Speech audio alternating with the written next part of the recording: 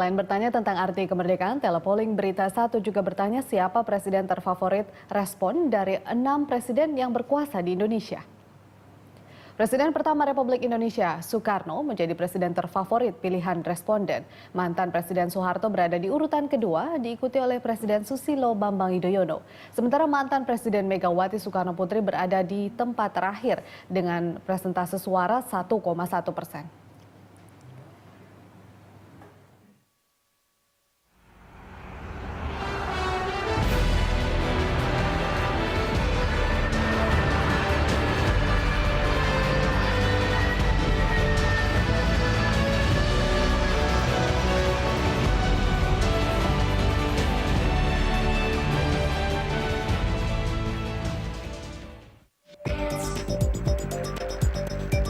Garuda Indonesia adalah maskapai terbaik yang dimiliki bangsa Indonesia. Nama Garuda Indonesia diberikan oleh Presiden Soekarno yang mengambil dari sajak Belanda yang ditulis penyair terkenal pada masa itu Noto Suroto.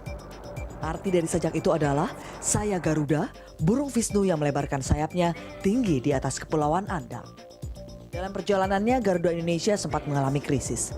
Tahun 2005, Emir Syah Satar dipilih untuk memperbaiki kinerja Garuda Indonesia. Emir adalah lulusan Fakultas Ekonomi Universitas Indonesia tahun 1985. Saat dilantik menjadi dirut PT Garuda Indonesia Maret 2005, media internasional Wall Street Journal melaporkan Garuda Indonesia masuk dalam kategori The Weakness di Asia karena pelayanannya yang buruk dan terlilit utang. Bahkan berdasarkan statistik maskapai di Hong Kong, Garuda tidak masuk dalam daftar mapping karena dianggap tidak kompetitif. Bersama Emir Syah Satar, Garuda Indonesia terus dibawa tinggi ke angkasa. Berbagai penghargaan mulai diterima Garuda Indonesia sepanjang tahun 2006-2012. Tahun 2010, sebuah lembaga konsultasi penerbangan Center for Asia Pacific Aviation di Sydney memberikan penghargaan sebagai Airline Turnaround of the Year. Penghargaan ini diberikan kepada maskapai yang mampu memperbaiki diri dari yang tidak berarti apa-apa menjadi sesuatu yang berarti.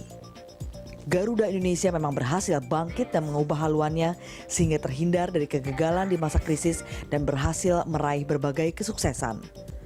Tahun 2010, Skytrax memberikan titel kepada Garuda Indonesia sebagai 4-star airline.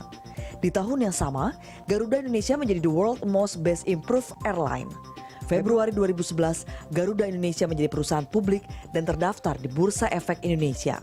Setahun kemudian, Garuda Indonesia masuk dalam jajaran 10 maskapai regional terbaik di Asia. Penghargaan tidak hanya datang dari Skytrax. Dalam kategori pelayanan, Garuda mendapat penghargaan dari berbagai lembaga survei penerbangan. Tahun ini, sayap Garuda Indonesia terbang semakin tinggi dengan menjadi maskapai terbaik di dunia. Dalam ajang penghargaan terhadap maskapai di seluruh dunia yang diselenggarakan Skytrax di Paris, Prancis, Garuda Indonesia masuk dalam 10 maskapai terbaik di dunia dan berhasil menduduki peringkat ke-8.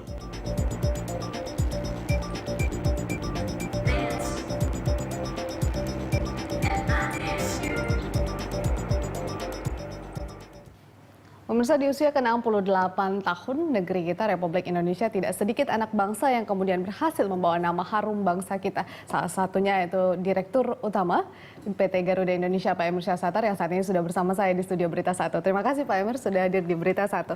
Pak Emir, 8 tahun ya? 8 dari tahun. tahun 2005 sampai sekarang. Iya. Itu gimana Pak rasanya? Jatuh bangunnya itu artinya membawa Garuda sampai ke posisi sekarang dengan banyak kemudian prestasi yang sudah diraih begitu. Jadi memang waktu awal-awal, memang waktu 2005 ya, Garuda tidak berada dalam posisi yang baik lah Mbak Vero ya. Jadi baik dari sudut operasional, SDM, keuangan dan lain-lain ya. Nah tapi kita lihat kan bahwa ya apa namanya Garuda itu kan punya nama yang cukup bagus. Jadi pada saat itu kita bentuk timnya, kita buat planningnya kayak apa, strategic planningnya kayak apa. Lalu kita benar-benar membangun spirit kerja yang selalu kita pakai yang namanya one team, one spirit, one goal. Jadi di Garuda itu tidak ada istilahnya satu orang yang Superman. Harus ada tidak ada satu grup yang Superman. Semuanya itu satu tim. Jadi itu kita pelan-pelan kita ikuti, kita execute semuanya planning kita itu, dan alhamdulillah ya sekarang apresiasi daripada penumpang, apresiasi daripada analis itu juga memberikan yang bagus terhadap Garuda ya. Iya. Tapi yang saya selalu garis bawahi bahwa ini adalah hasil kerja dari semua orang di Garuda. Jadi it's the whole team yang melakukan ini. Iya, tidak sendiri begitu tidak ya, Pak? sendiri. Baik, tantangan terbesar apa kemudian yang Pak Emir hadapi saat kemudian berusaha mengangkat nama Garuda Indonesia ini? Apalagi kalau kita lihat kondisi negara kita artinya tidak selalu baik dari segi kondisi perekonomian ataupun juga kondisi politik di negara kita sendiri, Pak. Enggak, jadi kalau kita lihat ya selalu ini tekad kita bisa nggak kita. Kalau kita mau, kita punya niat, saya yakin bisa ya. Memang waktu kita dalam perjalanan ada jatuh bangunnya ya. Waktu itu kita di-ban di Eropa, lalu kita coba perbaiki, makan waktu hampir setahun ya. Tetapi kalau kita konsisten dan kita punya niat dan kita punya arahan planning strategi yang jelas dan kita execute itu. Jadi jangan strateginya itu hanya di atas kertas. Jadi benar-benar harus kita jalankan. Dan tentunya dalam perjalanan itu akan banyak rintangan dan macam-macam. Tapi kalau kita niat kita ini saya rasa bisa. Padahal bisnis maskapai kalau kita lihat resikonya juga cukup tinggi. Kita tahu bahwa ada sejumlah maskapai juga yang akhirnya harus kolaps begitu. Namun Garuda adalah salah satu yang beruntung dan cukup tough kemudian untuk bisa berada di posisi sekarang begitu. Apa yang kemudian Pak Emir rasakan di saat Garuda sempat merugi atau mungkin berada dalam kondisi yang tidak baik sampai Anda katakan di-ban di Eropa begitu, dibatasi sejumlah penerbangan begitu. Enggak, jadi pada waktu kita awal mulai, salah satu yang saya katakan juga kepada karyawan, kepada pemegang saham, saya bilang jangan kita mimpi bahwa setahun 2 tahun ini Garuda bisa beres. Tapi yang penting apakah dari tahun ke tahun ada perbaikan, ada perkembangan. Jadi kita mulai dari ruginya mengecil, lalu kita break even, baru kita untung, ya kan? Nah dari situ ada dana, kita investasi di pesawat dan lainnya untuk meningkatkan servisnya. Nah jadi selama kita benar-benar planning kita itu, yang kuncinya itu adalah apa yang kita mau kerjakan, kita kerjakan.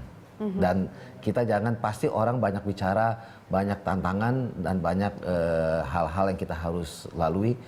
Just do it. Oke. Itu aja deh. Garuda Indonesia itu merefleksikan Indonesia, negara kita begitu. Bagaimana kemudian ini merupakan tanggung jawab besar karena Anda membawa sebuah negara begitu, Indonesia dalam satu maskapai.